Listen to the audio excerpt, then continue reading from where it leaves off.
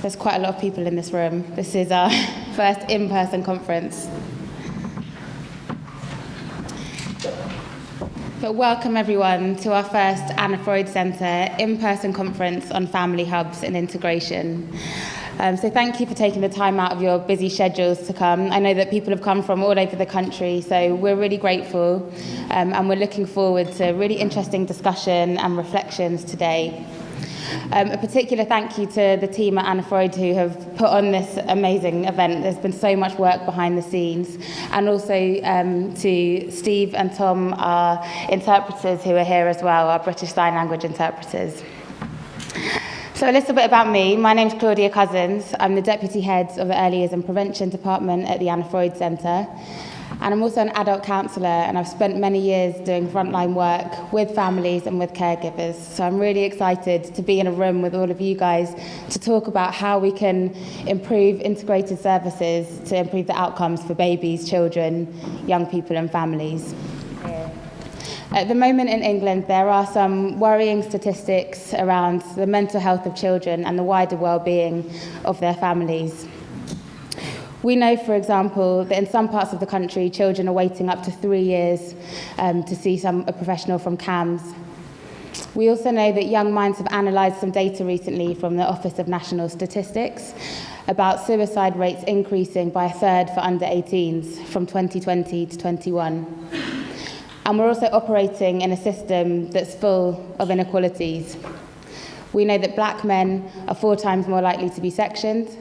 We know that white women are 4 times more likely to die, black women are 4 times more likely to die in childbirth than their white counterparts. And the impacts of these examples of the inequalities that we're facing have a huge impact on families. But we do have lots of opportunities about how we can confront and address some of these challenges. Fantastic support is being delivered across the country.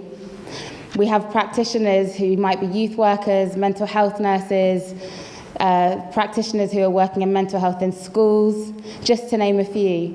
And they're building trusting relationships with families and the children that they're working with, despite being in quite challenging conditions sometimes, maybe experiencing burnout, maybe having a high turnover in their teams. There are also brilliant examples of innovative reimaginings of how we can work with different communities. Only last week we hosted an event about the transition from early years to primary school and how practitioners were reflecting on how we can support neurodivergent children.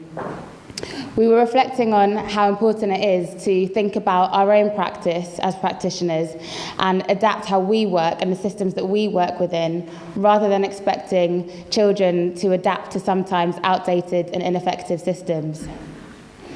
And our regional team, who are here today and who are also chairing some of the panel discussions today, they're working with local authorities and voluntary and community organisations around the country. And just part of what they do is to generate case studies so we can all learn together about what good practice looks like.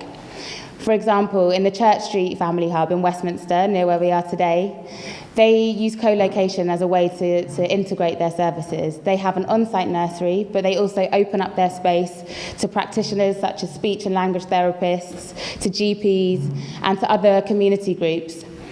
And although co-location is very useful, there's integration at different levels in their leadership and governance structures as well. Another example of good practice that our regional team have been collecting is the integration between local authorities and the voluntary and community sector. We've got someone here today, I think, who's just arrived from Approachable Parenting in Birmingham, and this is an organisation who work with families from minoritized ethnic groups and have an interfaith lens. And it's this kind of collaboration and integration that we're hoping to celebrate today. But before going into more detail about the day, I'd like to reflect on the Anna Freud Centre a little bit first and why integration is so important to us. As well as providing specialist clinical support and frontline work in schools and in the early years, we also conduct a lot of research, and we also provide training for the workforce and to trainee clinicians like therapists and psychologists. And while we really value the importance of working with families who might be in crisis, who might be experiencing trauma, we also recognise the importance of preventative work. of early intervention, of intervening at the early years in life, but also in the early development of an issue or a challenge.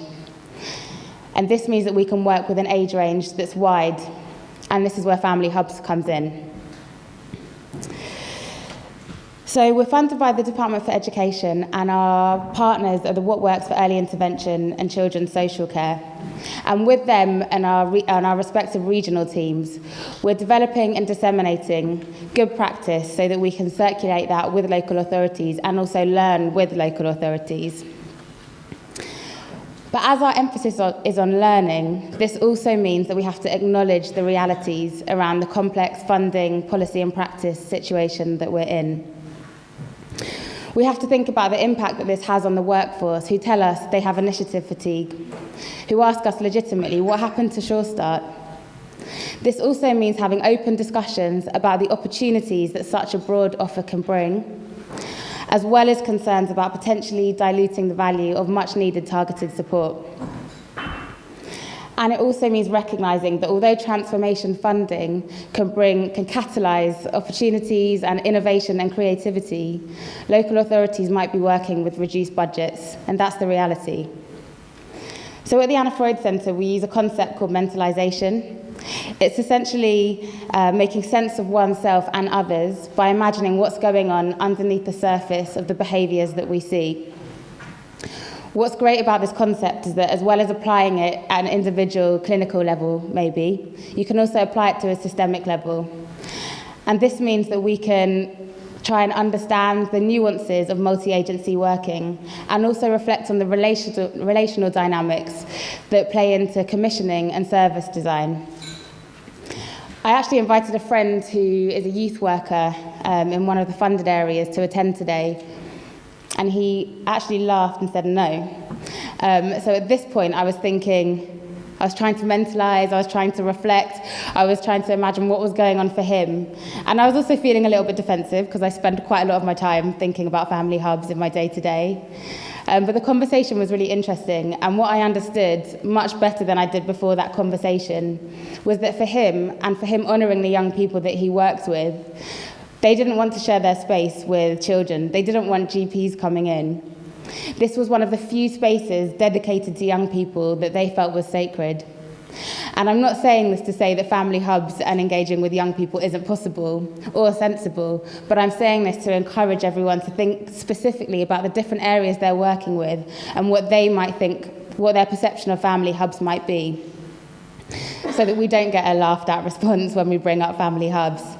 Now, I think we have fantastic opportunity here. And actually, what happened through the course of this conversation was that it turned out that they used many examples of integrated practice in this particular youth service. They had sexual health practitioners, for example, going in to support them. But this was decided with the children. And this is typical of many of the regional conversations we have. Many local areas are doing lots of amazing integrated practice, but not necessarily under the banner of family hubs. And it's for that reason that we've invited not just experts in family hubs, but people with wider expertise so that we can learn and open up the debate and the discussion around how to improve our services for children, young people and their families. So back to mentalisation. It's about cultivating trust and relational practice. And that's so important when we're in this very complex landscape.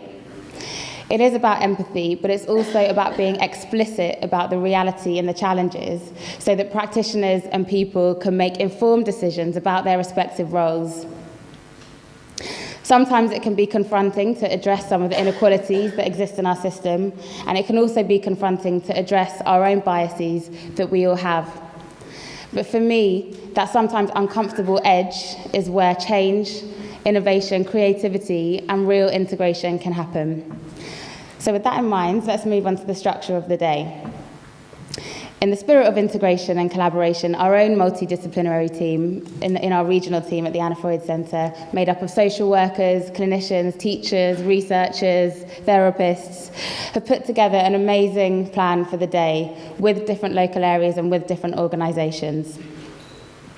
We hope that we have a really good day of discussion and reflection, and we've made a deliberate choice to invite people not just with Family Hub's expertise, but a broader expertise, so we can apply that to this Family Hub context.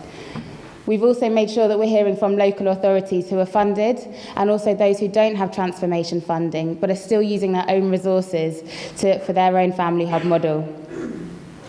Because this is ultimately about prevention, we've also invited keynote speakers Josh McAllister and Janine Davis to talk about the relationship of family hubs with children's social care and also with safeguarding, so we can think about that in the context of keeping children safe.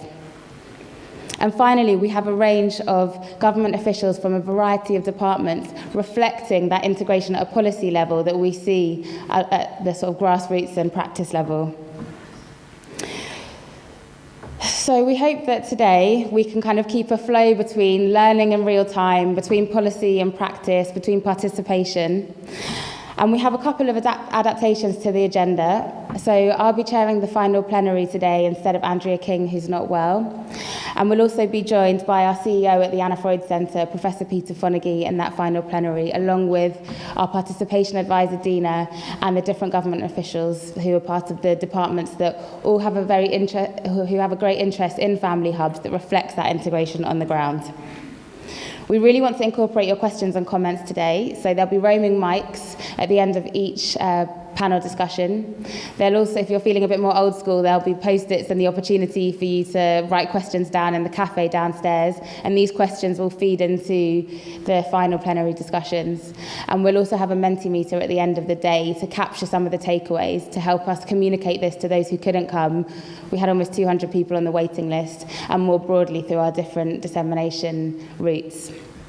So with that in mind, welcome again, and I'll pass on to Dr. Abi Miranda, who's the head of the Early Years and Prevention Department.